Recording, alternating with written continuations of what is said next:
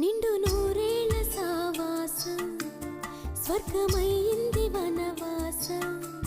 దండగుచ్చాను నా ప్రాణం వెండి వెన్నెల్లు కళ్యాణం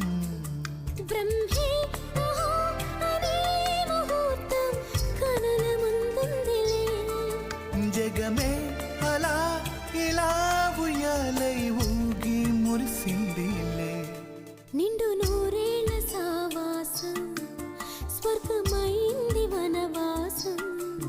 దండగుచ్చాను నా ప్రాణం వెండి వెన్నెల్లు కళ్యాణం